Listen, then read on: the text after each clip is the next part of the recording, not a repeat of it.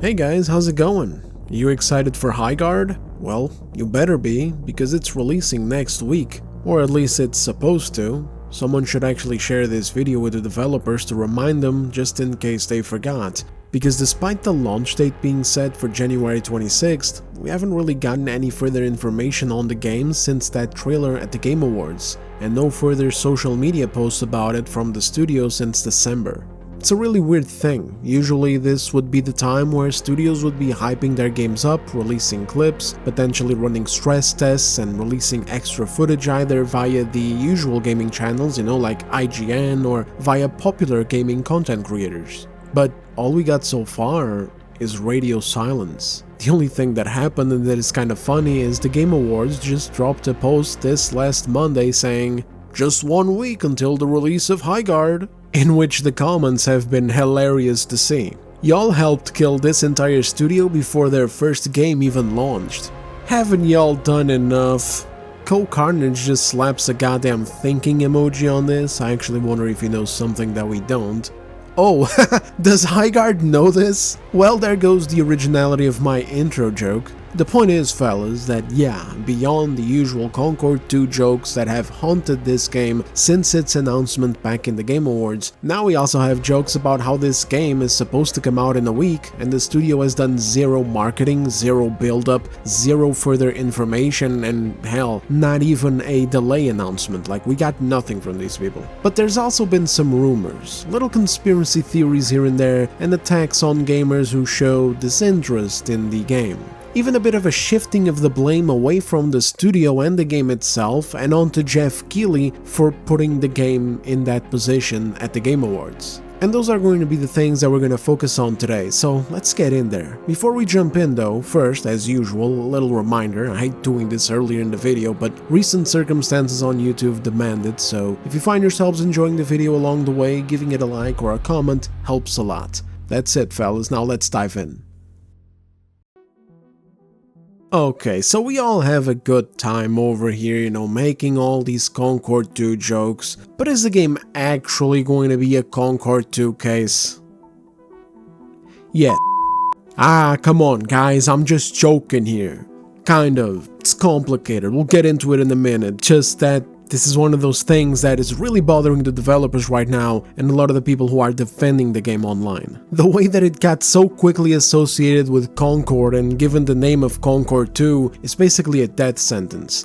And the circumstances are sad. Like, Highguard is being made by a new studio called Wildlight Entertainment. And the thing is that everything that composes this studio, like if you guys were to read the studio's composition, the people that made it, where they came from, etc., it would never make you think of Concord 2.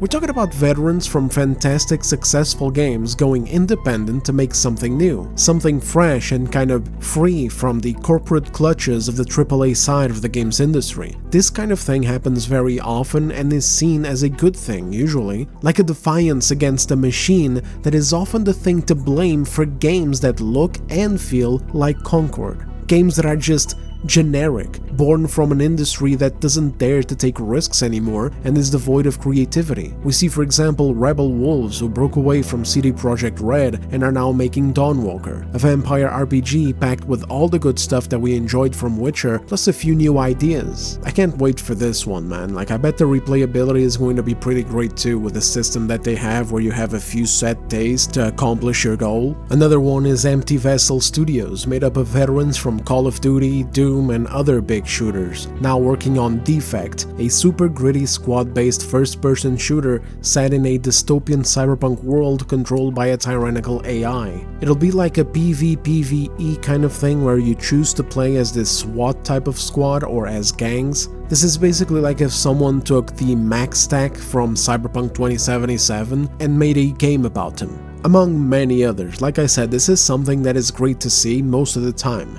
New ideas flourishing from veterans frustrated with the industry side of gaming. Recently, we even got this piece of news from The Elder Scrolls 6, stating that a Bethesda veteran that worked on a bunch of games just left the studio because he had become increasingly frustrated and annoyed with how things have been run in the studio over the past few years. stating that veterans like himself and even Todd Howard are rarely involved with games anymore. Their roles are more managerial rather than being hands-on with the games themselves. This is a huge downside of games industry corporatization, but that's a topic for another day. The point is, it's surprising that a rogue team of veterans goes off to do their own thing with veterans from Respawn who worked on bangers like Titanfall, plus some other veterans from Call of Duty Studios and Naughty Dog, and the thing that they create is just more of the same. A free-to-play, live service PvP raid shooter with heroes that looks just like every other game of the same type in the last few years. The visual style doesn't stand out at all, it just feels like we're looking at Overwatch. The abilities you're using feel the same as in any other game, again, feels like you're looking at Overwatch. The character design is the same shit as well, no standout look, just more Overwatch. You got a mix of magic in there too, because of course you do. Really the only thing that felt different about it was the maps being bigger and the game featuring mounts and enemy bases, but in the end, it just looks like yet another live service among a sea of them that generally follow the same outlines, the same structures. I think that's the biggest issue here in the end. Like, obviously nobody has played this game yet, there's no telling how it feels beyond the trailer making everyone feel like they've played this before. First impressions matter a lot though, and this game's first impression is perfectly summed up by one word: generic. But whether this will really be another Concord or not is tougher to say. I mean, it's worth remembering that Concord wasn't just generic, it was ugly as sin. Like, those character designs, unlike Highguard, didn't blend in with everything else, they stood out in the worst way possible. It's like the design direction for the studio was to try and make everyone look like garbage. Another big issue with Concord was the studio was suffering from a big case of toxic positivity where you're not meant to question your own work, let alone the work of your coworkers. Everyone was basically huffing copium gases mixed with steroids or something. So from the bottom of the ladder all the way up to the top, developers, directors, and even Herman Hulst, the head of PlayStation Studios, just clenched their butt cheeks hoping for the best because this was meant to be the biggest thing on PlayStation. This was meant to be PlayStation's Star Wars. These are not my words, by the way, these are their words. So I imagine that sometimes they would see ugly garbage like the character designs and they clenched their cheeks because inwardly they saw how ugly it was, but they didn't want to say anything negative about it. I also imagine that they looked at their spending for the game and clenched their cheeks again because of the hundreds and hundreds of millions of dollars that they spent on this, while development rolled around slow as fuck and resulting in generic gameplay with ugly characters, but again, nobody could say anything. It's just not the polite thing to do now, is it? I mean, you don't want to be like these awful, angry, disgusting, smelly, chuddy gaming commentary channels on the internet who complain about things. You don't want to be like that. If you got nothing nice to say, just say nothing at all. If it results in everybody getting laid off, who cares? Anyway, there was even a whole other epidemic of weirdness going on in the studio that other channels might not want to tell you while talking about Concord, but I will. Weird activist-like developers, such as this one here whose pronouns were literally the professor, and enjoyed giving game lectures as such, despite there not being an actual lecturing program in the studio. Also wanted co-workers fired for not vaccinating, but that's a whole other thing. When Concord came crashing down, some of these developers were found later coping together on a subreddit somewhere, reminiscing about how amazing it was to work at Firewalk Studio while making Concord because everyone was super cool and kind and the environment was super friendly and equitable. You didn't have to come in to work if you didn't want to, you could just leave if you felt a bit icky, nobody would give you shit for it, and how amazing it was that the studio had this open bathroom thing where trans or non-binary developers like the one writing this could just go into a female bathroom without any drama, and I'm saying this from memory, by the way. Jury's still out on whether or not I'll be able to find this receipt again. I recently got a new PC and not every file managed to be salvaged. But if I don't find it, I'll leave this part of the video in anyway and throw in the Asmongold clip where he actually read this stuff back from when it happened, just so that you guys can be assured that I'm not over here making random things up. I really just enjoyed the team, the people. Yeah. That's what I miss. I get People that. were kind to each other. If someone had a bad day, people would be super supportive and be like, go ahead, take the time. If you're not feeling good, just go home. This is the first studio where I felt equal and treated right.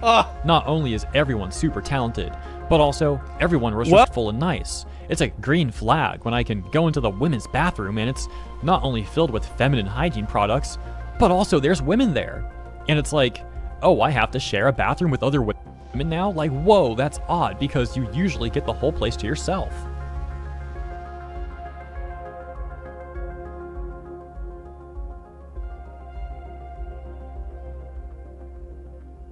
So, let me get this straight.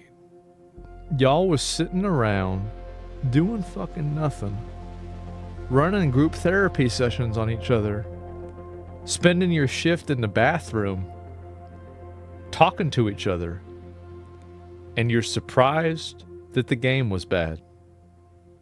Now, a good work environment is obviously not a bad thing. You don't want your developers to be having a terrible time at work. That's going to impact morale, and bad morale is not going to be good either. But you don't want a work environment where toxic positivity is so prevalent that you can't even criticize someone's work, that everyone's just having a great time and is able to leave whenever the fuck they want to because, hey, you know, my ass hurts today. You need a little bit of hardship in game development too. You need a little bit of pressure, especially at this level. I mean, these people weren't just making their own cute little indie game, they were working on a project worth hundreds of millions of dollars. You can't just be acting like you're taking a vacation instead of being at work. So yeah guys, Concord was a huge disaster, a real one. We're talking about potentially $400 million invested into something that had no chance and mismanagement at a level that is just insane. Like, imagine that amount of money being at stake while at the same time fostering an environment of toxic positivity so thick that criticizing your work is looked down upon. So you're all kind of just one-upping each other, making ugly ass characters and generic gameplay with random ideas coming up that nobody can say anything against, such as putting the little character pronouns on the character selector screen, because of course that's going to go down super well in the shooter genre with the kind of players that play shooter games. Like, yes, that's a brilliant idea without the shadow of a doubt. They're already in Big Garage. Good fucking talk, retards. Yeah, what the fuck? Good fucking talk. Wow, good fucking talk. Good talk, dude! Concord was a one-of-a-kind shitstorm that I don't believe we'll see again. At least we shouldn't. Like, holy crap, if we see it again, I think I'm going to run for CEO of a company. I think I'm just going to throw my hat in the ring. I'm just going to show up at a random company, I'm going to knock on the door, and I'm just going to go, hey, I'm here to apply to CEO. I have zero credentials. All that I can tell you is that I'd have to be fucking suffering from brain damage to let something like this happen. Highguard releasing as a free-to-play game is already a leg up on Concord, which released at $40, but I do fear a similar situation to X-Defiant, which was a Ubisoft first-person shooter live service that just sucked. Like, it just sucked, guys, it was awful, and it shut down quietly last year. We'll talk more about why these games fail so much on the last topic, but for now, let's check out some controversies. So first off, the radio silence issue just isn't normal. You got a game releasing in a few days with no further marketing? It's been over a month since the last post. Like, they aren't even engaging with the community or answering questions. Some people are trying to sweep for the game and saying that, oh, many games just shadow drop, and back in the day, Respawn even shadow dropped Apex Legends. But we're beyond that now. The game is out. I mean, you know, in people's mouths at least, you know, everybody knows this game exists. You're not shadow dropping anything anymore, and at this point, you're just hurting it. Like a couple of days ago, some joker popped up online, faked a Steam screenshot saying that he played tested Highguard and that it's ass. And the studio didn't even bother to come out and debunk it. It had to be the community in the comments working it out and saying that it's fake because of the screenshot and etc. But it took a few days for the community note to hit. So in that space, for anyone who was just scrolling along, all they saw is that the game that everyone has been calling Concord 2 for weeks is indeed ass. Some people speculate that the game has been abandoned. Devs just launched themselves into the moon or something. Or maybe they signed up for the Elon Musk Mars program and have left orbit. Others speculate that the game's gonna get delayed. The abandonment thing is just silly, of course. The delay theory is interesting though, but now it just feels like it's too late. If you're 1 week away, you should already know whether you're launching the game or delaying it. I have no idea what the strategy is here, but it's been interesting to say the least. Another small little thing is that apparently some of the Concord developers are actually working on Highguard, only around 3 of them. I tried to find out more information about this, but I couldn't. The thing here is that obviously not every developer working on Concord was a moron. At the end of the day, it'll be normal for some developers who worked on awful games to go and find work in other studios. What you don't want to see, what comes off as a red flag, is when you see lead developers from these major failures, people who either came up with shitty ideas or allowed them to be implemented, landing jobs in high positions in other studios. In Highguard's case, it seems that it's 2 ground-level developers, so nothing major, and then a third one that managed concept art for Concord, who was working at an unspecified role in Highguard. I'm not really making much of this at the moment at all. But a big controversy going on right now, and that is actually attempting to shift the blame to Geoff Keighley and the Game Awards rather than the studio itself making a generic game, is that there's a rumor that Highguard didn't actually pay for the final spot at the Game Awards. This was reported by Paul Tassi apparently, who, if you don't know him, is a pretty prominent game journalist, so I'm inclined to believe the source. He's good for news and bad for takes, basically, you know what I'm saying? Usually the final spot at the Game Awards costs a lot of money for studios to announce their games at. We're talking over $1 million. It's usually something that you only see big publishers paying for, which only made this thing with Highguard be even more hilarious because it's like, wow, you paid that much money to show off this generic shit at the final spot of the Game Awards? But according to these rumors, that's not what happened. There was one final mega banger that was meant to be shown, but was apparently pulled out because of it getting delayed or whatever, and so Geoff Keighley needed a replacement and he chose Highguard. Instead of using that slot for something much bigger, like for example the first trailer that they showed, which was that new KOTOR-like game from Casey Hudson, or of course the big one, Divinity, Geoff Keighley asked the developers of Highguard if they were interested in taking it. And bam, he set it up, and the biggest reveal of the night went to, John Concord 2, the Chamber of Overwatch. I don't know why this happened. I don't know, there's still a lot of loose information here. There's no telling why Geoff Keighley did this, why did he pick this game? Did he pick this game because he liked the game? He glazed the game a lot, if you guys remember the... Yeah, I'll roll the clip. Sometimes our last reveal at the Game Awards is a teaser for something years and years away. But not tonight. Our final world premiere comes from 61 members of the team that built Apex Legends and Titanfall. 4 years ago, the principals founded a new independent studio with the hopes of pushing the shooter genre forward with a new original game. They've done it in complete secrecy, which is even more amazing because the game is very deep into development. The power of independent, self-published studios to push this medium forward is a growing and I think positive theme in our industry. And so tonight, you're not only going to get the announcement of the game, but also your first look at the gameplay. I've played it, and after you see this trailer, I think you're going to want to as well. Stop the cap. Stop the cap right now. Stop the cap. So there you go, he really glazed this game up. But of course, Geoff Keighley is a showman. Doesn't mean that he's being genuine about it. That's the funny thing about the Game Awards. He has to act excited for everything. If he's showing garbage, he's supposed to be still smiling and saying that the garbage is going to be fantastic. So, I don't know what caused this to happen, but now a lot of people who have been trying to defend Highguard from online hate, with posts like this, for example, quote, "Many Highguard haters brag that they possess otherworldly pattern recognition, so they don't need to play games to know that they'll hate them. And yet, hilariously, so many can still not seem to recognize former Apex devs. Apex Surprise launched almost 7 years ago to the date. Same general formula, save for a single exception, an announcement trailer." It's not rocket science. So yeah, we got these retards using this news about the Game Awards situation to justify the tough spot that the game is in, but this is just delusional. As is the post that I just quoted. I mean, come on, dude. Hasn't enough time gone by for us to stop using the cope that people need to buy and play a game in order to determine whether they like it or not?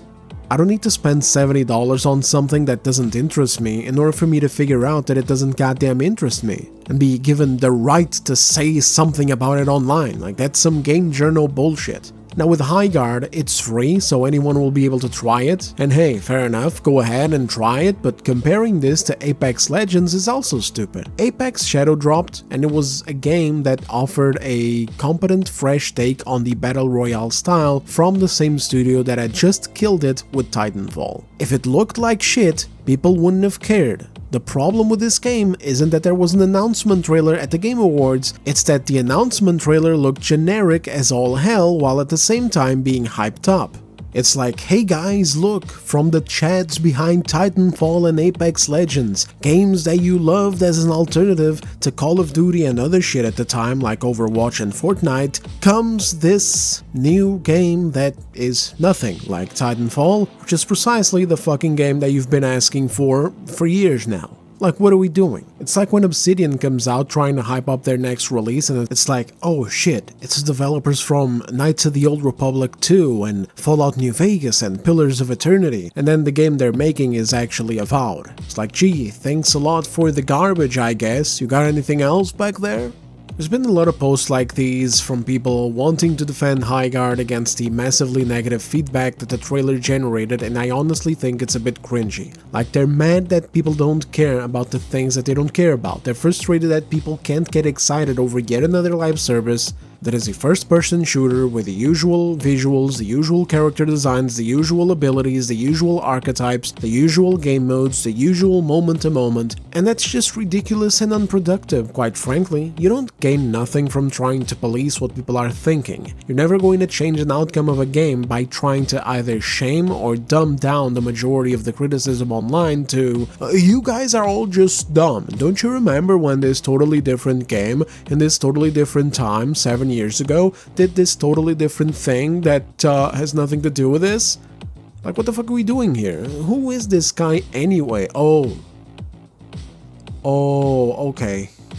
It's ex-IGN for 18 years, goddamn, that explains a lot. I wish I had seen that first. I wouldn't even have taken a damn tweet seriously. Anyway, I think that it does matter that the game was announced at the final slot. It was a major disappointment of a trailer in the spot that is usually reserved for the biggest surprise of the night. Of that, there's no doubt. And the way that Jeff glazed the game, talking about it like if it was the second coming of garlic bread, doesn't help either. But that's not what caused the game to flop so hard in the eyes of the public. Like, if this had been put at a proper slot, like somewhere in the middle of the show where they're just showing trailer after trailer, it wouldn't have magically made gamers look at it and enjoy it, you'd have just made them forget about it. Hell, many of us might not even seen it because of being out taking a piss or something. So now it's a matter of trying to figure out whether it's best to be forgotten and kinda quietly come out a month later, or if it's better to get mass attention, get roasted for how generic it looks, and then have it come out about a month later. And I can't answer that. I don't have a crystal ball to figure out which one is the best path. But I guess if I had to choose one, I think I'd pick being forgotten because the association to Concord is terrifying. It's like a curse or some shit. It's like those YouTubers who wore the Sonic Chew medallion and then just became cringe. You know, like iDubbbz definitely being the most affected one. Though he has a whole other curse of his own living in his own house, so I mean, anyway, one thing is for sure though, I think it's disingenuous to pin this shit on Geoff Keighley, as if being given the last slot is a bad thing. Realistically, the most affected by that would actually be Geoff Keighley himself and his shitty show, because instead of a banger ending, they got Concord 2. But any major studio would love to be given that final spot, to get eyes on their big new game. And also, why are we forgetting the part where the studio consented to this? Why are we pretending as if this studio didn't want this? As if they were like, no, please Jeff, don't put us in the last slot, Jeff, it's going to destroy us, Jeff. And Jeff kind of just put him in there anyway, you know, maniacally laughing like Like, what the fuck are we doing here? I mean, I have my own fair share of hatred towards Jeff Keighley, you know, that man has that fake-ass journalist smile that you just, That little smile he has? That is years of training. But at the end of the day, it's not his fault that the game looked generic, okay? Hell, if the rumors are true, maybe he even loved it so much that that's why he put it there. Like, he just looked at this game and he thought, oh my god, this is the most incredible video game I've ever seen. I haven't played video games in 13 years, but this is truly a marvel. This game's biggest problem is its own quality, not the advertisement slot. There's people that would have killed for that promotional spot, even smaller indie projects. Highguard isn't the game for it for two main reasons. Number one, again, it looks generic as shit, and number two, the live service market is an oversaturated shithole at this point that constantly fails to understand what its people want. Why do so many want Titanfall 3? Why do so many love the fact that Battlefield 6 went back to its roots instead of more neon exoskeleton bullshit with cringy skins such as what Call of Duty is constantly doing? It's because the industry is famous at this point for constantly not understanding what we want, which is why it's so sad that a team of rogue veterans heading off to do their own thing managed to just make the same kind of mistake that they already do in these big companies. Now, in closing, what I think the developer should do is just delay the game. I have no idea what they're doing with the silence treatment, but that's probably the best strategy. It would give the game some time for the internet rhetoric to cool off, maybe they could even redesign some characters, maybe some more appealing designs, work harder on making the environments and maps more thrilling too. Like, it all just kind of blends together right now in this sloppy, uninteresting, Overwatchy way. Even the name of the game, brother. Even the name of the game, like Overwatch Highguard. Overwatch Highguard. I saw this fucking comment online and they nailed it. Over, high, right? So high, over. Guard is watch. Like, that's what you used to call guards back in the day. It's like the Night's Watch. It's the Night's Guard. You know what I'm saying? Like, even the fucking name is like Overwatch. Like, what are you doing, brother? And if it's not too much to ask as well, rethink some abilities and game modes. Make the game stand out more. Make it look original, for God's sake. You know, a thing that I despise about big live services these days? Usually you can only play them one goddamn way. Like, it's one game mode and that's it. I remember multiplayer modes being tacked on to single-player action games back in the day, having more variety than the average live service that comes out presently. But anyway, before I go on another rant against live service games, let's just get back on track. In a way, that's what Marathon has been doing, and it's been kinda working. It's not that people have forgotten how bad it looks or the controversies around what Bungie did with plagiarism, nor is it like the game still doesn't look like a meme, but at least it's given the developers a bit more of a respectable look to go back and make changes and additions to at least make the game more robust. It's not all good though, like I just saw this post. These are the actors that they have voicing characters in the game.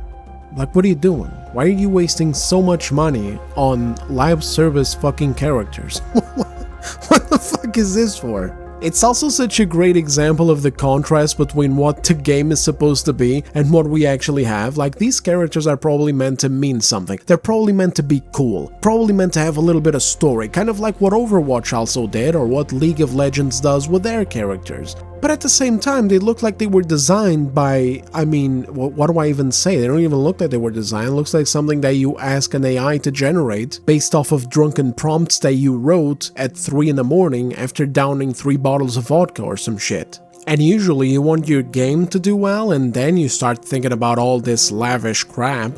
You don't start with it. Like, look at Arc Raiders. Nobody knows the names of the characters, nobody gives a shit, nobody cares. You customize your character, you pick some random haircut or whatever, and that's it. Off you go. Why? You don't need that shit to be successful, you just need the game to be fun and look good.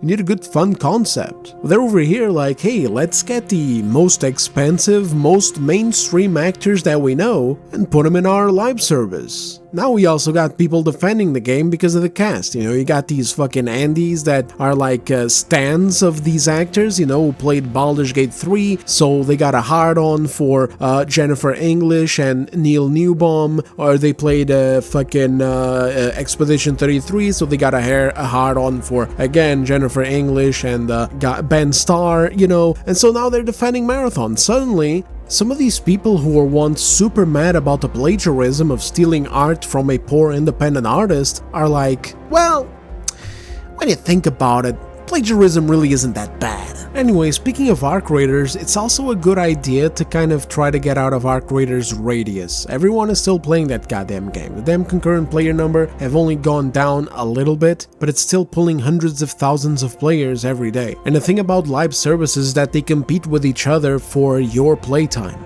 If you want players to drop whatever one they're playing to come to yours, you need to wait for them to either get bored of it, or you need to stand out and outdo it. And I'm sorry, but Highguard is just not standing out next to Arc Raiders or anything else that's popular right now. Some people like to attack this viewpoint, by the way. I've seen some soyjacks use sarcasm against it and say things like, oh yeah, well, only like 3 live services are allowed to exist at any given time. No more can exist or players won't play it. Remember, developers, you can only have like 3 live services out at the same time. And the thing is that people can cope and seethe all they want, but it just is what it is. When you're talking about mainstream, this is a reality. If I'm playing, for example, Arc Raiders, Battlefield, Marvel Rivals, Rocket League, Fortnite, etc., like a mix of these, and I'm invested into a couple of them with hundreds of hours, loads of XP, loads of items, etc., why would I drop any of them to prioritize a new game that looks generic and is just starting out? Like, you need to stand out right off the get-go. Arc Raiders stood out, that's why it got people to stay and grind there. Marvel Rivals also stood out, otherwise people wouldn't leave Overwatch 2, even though Overwatch 2 also had its own fair share of screw-ups, which only helped Marvel Rivals stand out even more. You get ahead by either being better than your competitors or by waiting for your competitors to fuck up.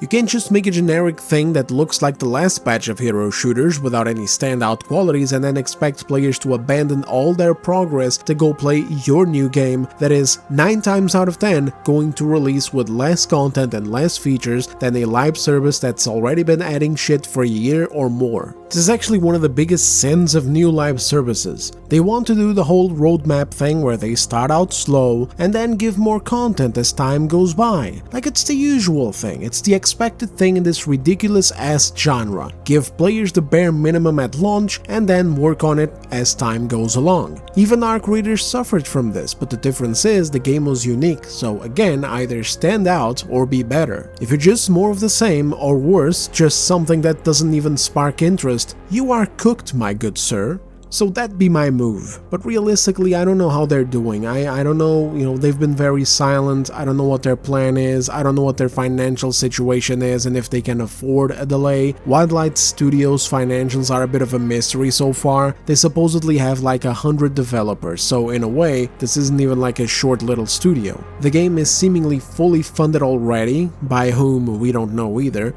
At least not that I could find, but it is fully funded and self-publishing, so that's a positive and a negative. Fully funded is good, no publisher breathing down their neck is also good, but a delay still means you got wages to pay, and 100 boys is a lot of bacon per month. If they do delay it, and it comes out around March or whatever, then they have another problem, which is Marathon, that also got delayed and of course just set a new release date for March. And as usual, like I said, when you're in a live service, you need players playing your game with high engagement. You're competing for people's time. You don't want people popping in and out, you want them to stay, especially in Highguard's case, because they're going to make money off of microtransactions, battle passes and other shit. So if they release it right now, they're cooked. A 3-month delay or so isn't a bad idea, it kinda would make sense, but then they have Marathon to contend with, and bigger delays than that are just going to keep getting more and more expensive. Also, is there there even a point to it? Like, I don't know, if they radically changed the game, almost like a reboot, and came back with a much better product, I could see them getting gamer points for that, but nobody ever does that shit. So if the game just comes back looking largely the same with these generic designs, this soy-ass visual style, etc., then it's just going to be a meme all over again. I will admit that this is very curious though, and has me definitely interested in the story. And since the game is free to play, I'll definitely be trying it out myself and reporting to you guys with its own video. Just don't expect me to become a Highguard Andy, because I never become an Andy for any live service game these days. I played and enjoyed Arc Raiders for a while and eventually grew tired of it as well and went back to playing some single player games instead.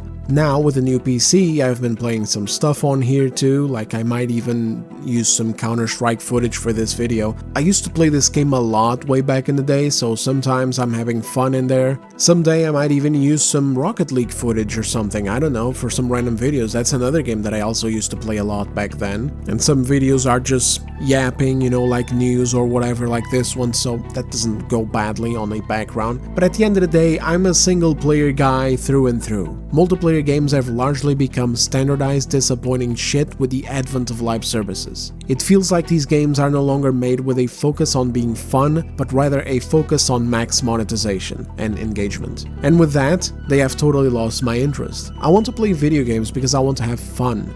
And artificial scarcity with the intent to add more later while keeping rewards light in order to keep people playing like they're doing chores or whatever is just absolute garbage design to me. It just doesn't work.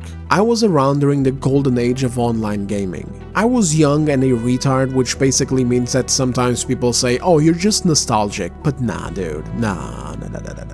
I was lucky enough to experience brilliant games made with fun in mind. Games that asked you for money up front and then let you earn all of its content on your own. And then they only asked you for more money again if they released expansion packs. And they earned those sales by making sure that the players loved playing the game itself, not by cucking you out of rewards to keep you locked in. Some of them were also very open in giving players the tools to create more content to put in the game. And that's all but gone now because there's no way for them to monetize it that way. I despise what happened throughout the last decade of gaming, where shady fucks made presentations to teach developers how to hook players with dubious tactics centered on gambling and addiction. Basically ways to trick players into sticking around and spending more money rather than just being games by gamers for gamers. The result of that shit show is still felt today. Even with our successful pushback against abusive loot boxes, the core predatory essence of live service games remains until now. Sometimes we get lucky enough where something releases and manages to make you forget about it, just by being lots of fun, especially with friends, but this is rare and we know it. The developers know it too. That's why live services have become such a huge gamble, and whenever developers are trying to make a new game, they're not even thinking about what's fun, they're thinking about what's monetizable. They want the next Fortnite and the next GTA Online. Sony wanted Concord to be the Star Wars of PlayStation.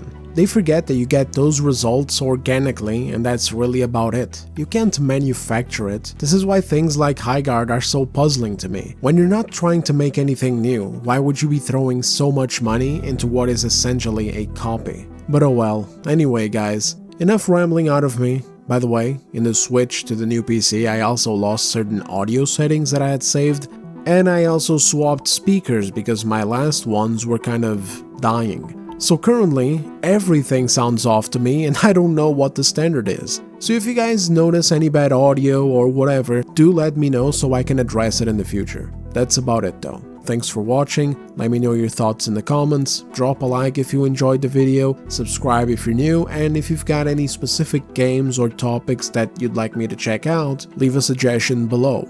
Either way, I'll see you guys on the next one, take care.